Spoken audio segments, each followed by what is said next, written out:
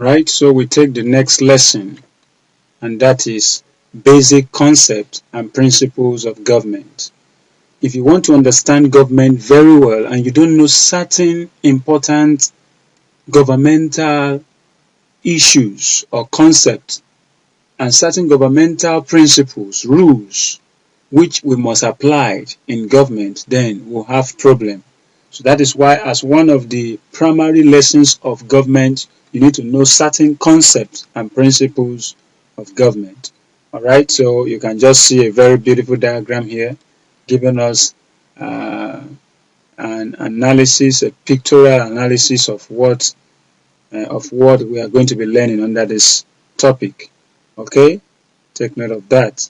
So we'll be looking at the subject of discussion under the basic concepts and principles of government. We'll be looking at basic concepts of state, society, nation, power, authority, legitimacy, sovereignty, democracy, political culture, and socialization. You can see there's so much line up here. We'll look at basic principles, rule of law, fundamental human rights, so many of them. And we'll also look at some of their features, and then we'll be looking at some of their benefits too, as it requires in our lessons. Okay, so let's start with state. What is state? I told you before, state may be defined as a political organized body of people inhabiting a defined geographical area with an organized legitimate government. I have explained that to you while I was explaining government as an institution of the state, and we have also looked at the features of a state. All right, so let's now go to the next concept, which is society. It's referred to as a network of groups of people, a network of groups and institutions expressing human association. All right, all society is a network of people where humans associate, they relate, they talk, they do things together. All right, so take note of that. That's society for you. Then nation is a group of people. Okay, let's use what is written in the screen. The nation could be seen as a body of people who feel themselves to be naturally linked together.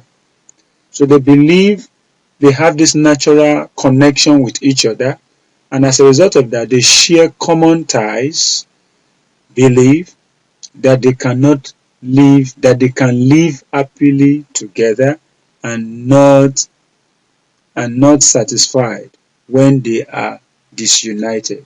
You see, so a nation is a group of people that have this natural link together. As a result of that, they share common ties, and those common ties could be in terms of the language, in terms of culture, in terms of beliefs, in terms of values.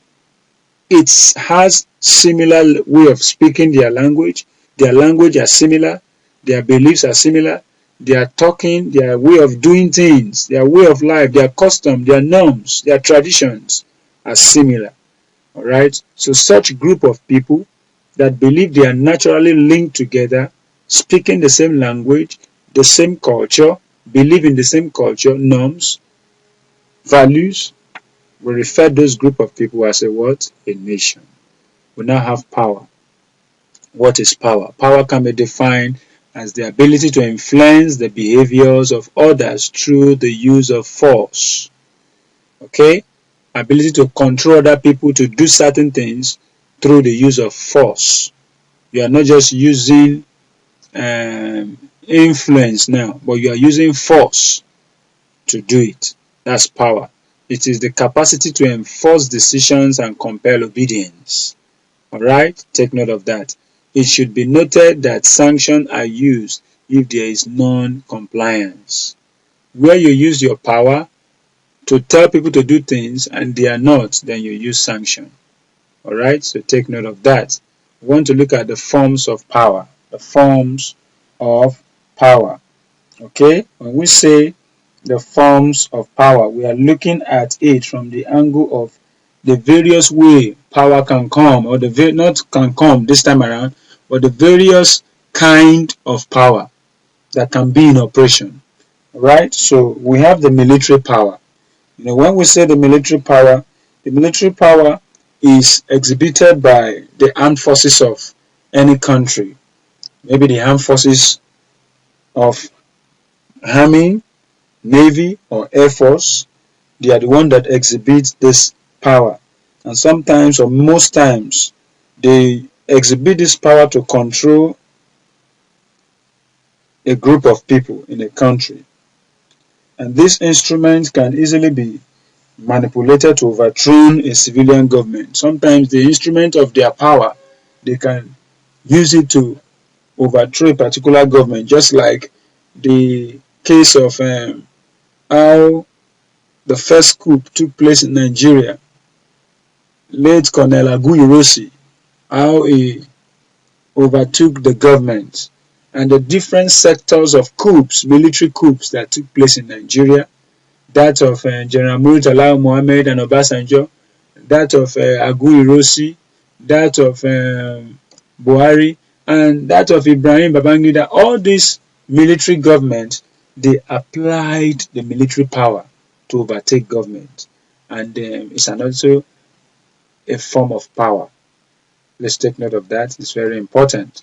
We have what we call the physical power.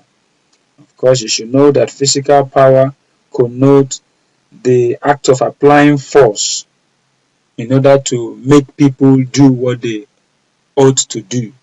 That's what physical power is all about. It's just like the result of application. The result of applying force is what we see as the physical power. Okay? Then we have what we call the economic power. Economic power is a power someone obtained as a result of having a lot of business resources. The power you obtain as a result of being wealthy. The power someone obtained as a result of being influential, wealthy. This power is known as economic power. So take note of that. An individual can possess such if he has a lot of economic resources in terms of wealth, in terms of money, cars, houses, businesses, and the rest of them. Political power.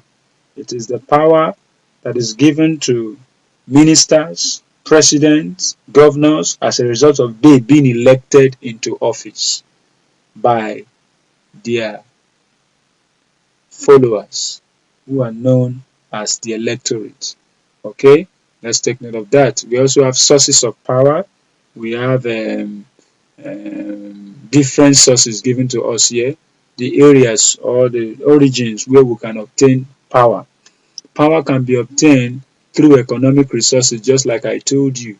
If you are rich and wealthy, you can enter into politics and people can accept you, and then you can obtain power.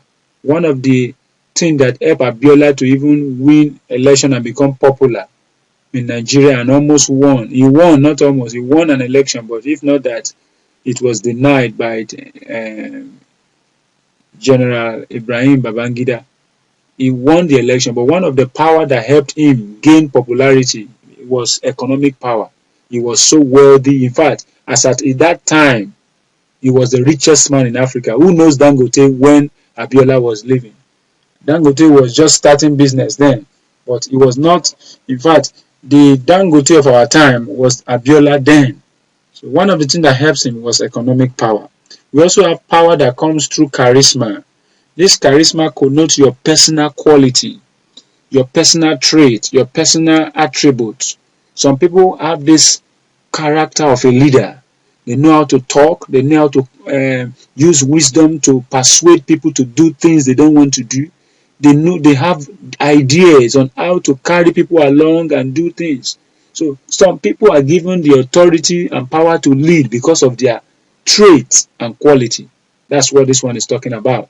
Then we have true coercion. True coercion. Power can be acquired through coercion when we use force to compel people to obey. If people don't want to do what you want them to do, you can decide to force them to do it. You understand?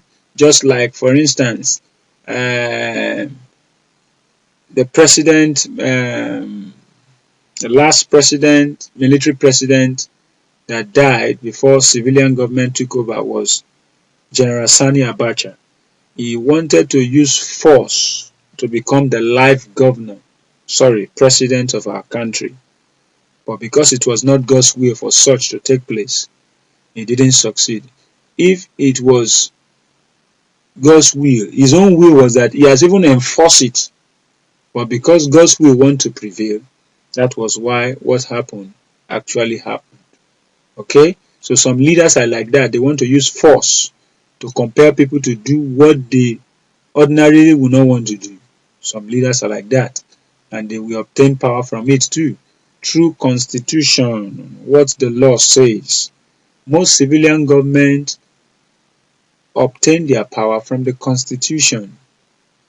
It is what the constitution says they do. They don't do anything outside the constitution of the country. Then we have true inheritance.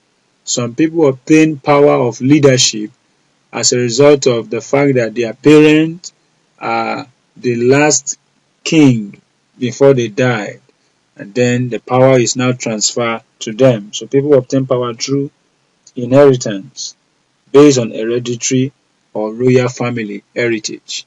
Okay, take note of that. We also have authority. It is the legal right to make and enforce laws or policies which citizens must obey. Any legal rights which come as a result of people giving their acceptance, not that the government came into power through force, but people chose them as a representative, and then legitimately they enter into government. Such government can exhibit what we call legal right to do whatever they want to do in order to achieve obedience among the citizens in the country. Okay, types of authority: charismatic authority, legal authority, traditional authority. So we have three basic types: charismatic, legal, and traditional authority. When we say charismatic authority, what do we mean? Authority that is obtained from special qualities possessed by an individual. You understand? Just like this man in South Africa, Nelson Mandela. Nelson Mandela was a man that has this charismatic authority in his personality. He believed that through him change can come, because as at that time apartheid was the challenge in Africa then, in South Africa then. The whites does not want to have anything to do with the black. They see the black as people that are not from the planet Earth, that are from a strange foundation, and they segregate themselves from the black. And it was even more of the blacks, but the little whites there wanted to begin to dominate and rule them like slaves. But thank God for a leader, a charismatic leader, Nelson Mandela. Although he was locked for about 27 years, he was in prison just because he wanted his people to be free. Thank God, even after all through the years of suffering, he was free. South Africa was free. They got their independence in 1996, and it was not a time, it was always a time of rejoicing for the people of South Africa. Alright, because of a charismatic leader. We also have what we call the legal leader. The legal, not legal leader now, legal authority, I mean to say. Legal authority is another source of authority of which you exhibit through the constitution. You understand? For example, any president in a country obtains the legal authority to make laws or to sign up laws because he is elected by the people who are the electorate. So he has the power to make law, to enforce law in the state. Alright, we also have what we call the traditional authority. Traditional authority, it comes from a authority that comes from the traditions, the norms, the values of the people in a particular society. Alright, so where a person is elected as a traditional ruler, by that election being a traditional ruler, he has rights to make certain policies and decisions that will help the people in the village or in his kingdom to achieve what they want to achieve. Okay, so we haven't seen authority, we can now look at legitimacy, because there's no way we'll talk about authority, we will not link it with legitimacy. Legitimacy can be defined as the recognition and acceptance of rulers by the people, to rule them based on the fact that they are ruling in accordance to the laws of the land. A president appointed as a leader by legitimacy is a president that the people recognize, accepted, and chose to be their leader in order to rule them. A president that enters into office through illegitimate acts is a president that gained control over the people through force, not through the will, the popularly elected procedure, not through the desire, the representation of the people, but he entered into office through illegal act or illegitimate act.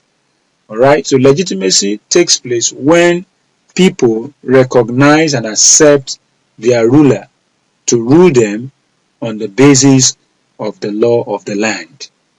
That's legitimacy for you. Then we have, as we have legitimacy, we also have illegitimacy. Illegitimacy is the opposite of it, where a person gains control and is not legally allowed or recognized and accepted by the people to rule and to gain control, but maybe through force, just like all this military coup we talked about previously. Okay, let's now see sovereignty. What is sovereignty? The absolute power of the state to make laws and enforce them within all the means of coercion, full stop. Okay, it's still a continuation, not full stop, of coercion it cares to employ without any interference by the state, by other states, sorry. Okay, so the ability of a particular state to make laws, enforce law, and see that people are carrying out or adhering to those laws. If they are not adhering, uses coercion, that is force, to ensure that people adhere to the law without any external interference. Where there is external interference, then that state is not enjoying sovereignty. Okay? Alright, so let's take note of that. And the idea of sovereignty was originated by Jean Bodin in 1530 to 1590. That's about 60 years. Jean Bodin. Okay? Alright, so take note of that. A French political thinker and philosopher. Okay, Jean Bodin was a French political thinker and philosopher. He was the one that originated or pioneered or postulate the theory called sovereignty, the absolute power of a state to control the people without any external interference. Okay, that's what sovereignty is all about. A state must be powerful to control itself without anybody from other countries interfering. Types of sovereignty. We have political sovereignty. We also have de facto sovereignty. We also have the jure sovereignty. We also have legal sovereignty. And we also have internal sovereignty. De facto, de jure, legal, internal sovereignty. When we say political sovereignty, what are we trying to say? Political sovereignty simply means the body which is supreme or powerful in a state, and the will which is ultimately obeyed by the citizens of the state. Alright, you should know that all electorate constitutes the political sovereignty of a country. all electorate. Alright, so take note of that. De facto sovereignty is looking at a body or group of people that use force to make members of a country obey their desires or their will. They are using force to make people obey their desires. That's what de facto sovereignty is looking at. And then we have what we call the de jure sovereignty. That one is another type of sovereignty that looks at sovereignty from the angle of the law. It is based on the law and the application as opposed to the physical exercise. Take note of that. So the jure sovereignty wants to control people using the application of the law. Take note of that. Then we have the legal sovereignty. Legal sovereignty is so straightforward. It's just like a body or group of people that makes laws and also enforce them in a country. Alright, a body of people that makes and enforce law. That's a legal sovereignty, just like the organs of government, how they operate, the legislature. Okay, they have the power to make law. Such is a legal sovereignty. We have also what we call the internal sovereignty. Internal sovereignty is just looking at the supreme, utmost, absolute power the state has to enforce laws within its territory. The power a country has to make law within its territory, such power is known as internal sovereignty. Okay? Today, Buhari can come up with a policy of maybe corruption policy and then instruct his agencies to implement. And then once we see that it's good and he can do such, then he's carrying out internal sovereignty and everybody is obeying it. It's part of what we call internal sovereignty. Let's now see another concept, governmental concept, which is democracy. Having understand that what democracy, sovereignty means, the forms of sovereignty and the various types of sovereignty. Let's now look at democracy. What is democracy? Democracy is derived from two Greek words, demos, meaning the people, demos, the people, and kratin, meaning rule of or rule by, the people, rule of or rule by. So the concept democracy literally means rule by the people. Let's take note of that. Rule by the people. That is ruling that have influence, major influence by the people. It's not just a set of people dictating what other people will do and other people just do it, whether it's bad. No. People are participating, they are sharing their views on how everybody will be led in the society. So it's not just a rule by one person who comes up and begin to talk and make decisions for everybody to just follow. Every personality is involved in the rulership. That's what democracy is looking at. Okay, so democracy can therefore be defined as a system of government in which the exercise of political power and authority is vested in the people, not just in a group, in the government. The decision, the political power, that is why you see some of our present leaders in a particular political party, APC, they are going to PDP or other parties. Some of them will tell you, oh, the people that elected me want me to be in PDP. They say I should leave APC. You just see them. Like what happened to the governor of Benue State, of which the people who elected him, they forced him to leave APC because of the crisis that is happening in this year in Benue State as a result of the killings here and there. The people forced him out of APC to PDP. We are not going against any party, but we are only just looking at Nigeria's circumstance. That sometimes, because of democracy, the people has right to force a particular government to change its party to another party if that party in this tenure is not doing well. And that is what is being seen in Nigeria today. So Nigeria is also practicing democracy. Even the same Speaker of the House of Assembly, Dogara, himself left APC to PDP with the voice that the people who voted him wanted him to leave. And he left because we have democracy. So government in which the exercise of political power and authority is vested in the people through their elected representatives. This gives room for freedom of expression, just like I told you now, an application of fundamental human rights. Please take note of that. Features of democracy. What are the features of democracy? There is respect for the rule of law.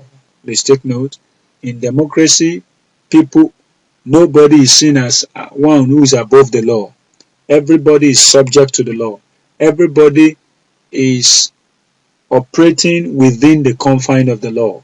Number two, there is majority rule. The majority here is the people. The minority is the sect of leaders who are ruling on behalf of the people.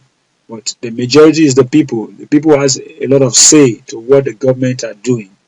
Okay? There is protection of minority interests too. Okay? The judiciary is independent. Yes, there is no influence from any government against what the judiciary interprets as in terms of the law. The Electoral Commission is independent too. Okay, so let's take note of that. The Electoral Commission is not influenced by any government decisions. Let's take note of that. It's very, very important. Let's now look at political culture. What is political culture? Political culture simply means the beliefs, values, attitudes, norms, ideas, opinion that guide the way people behave in a political system. The beliefs, the values, the custom, the ideas that is presently in ground guiding the way people behave in a political system is known as political culture. Alright? In some kind of political culture, there are some political culture in some country that believes that if a particular or an incumbent leader wants to continue second term, he must rig. So that thought, that belief that the only way to continue ruling for second time is to rig election is in certain countries' political culture, that if the incumbent government wants to take up government the second time, what they do is that they manipulate all elected papers, ballot papers, and then fix it to their own favor because they are in charge and they are in control, and then take control over government for the second time. It's a culture in some environment. Okay, so such culture is now how the people will now behave. Current people will now also want to follow such character. The person who introduced political culture concept is known as Gabriel Almond. Alright, the pioneer of political culture is who?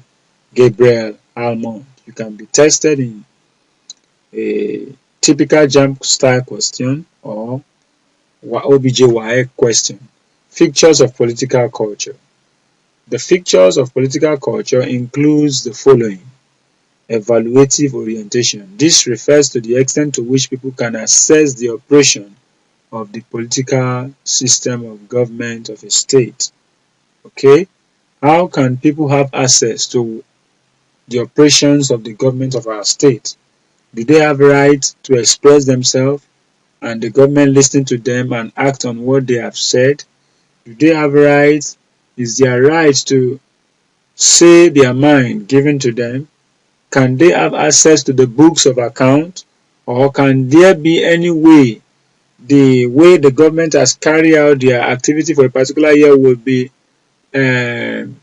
reviewed every year to us? All these are part of what we call, so that the people who has elected those governors or leaders, presidents, can be able to evaluate them. That's what evaluative orientation is looking at.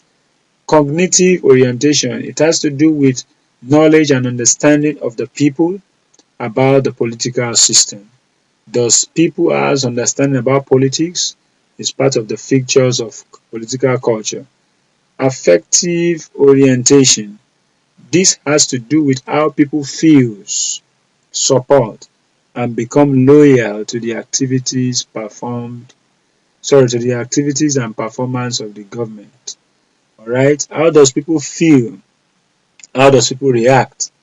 It's known as political culture. And if you watch, when some deaths of lives took place in Benue State, the people reacted to the present government by forcing their governor, who was in the party of the present government, APC, to leave to PDP. All these are the challenge. All these are part of the affective orientation which determines the political culture of people in a state. Alright, so take note of that. It's very important. Very, very important.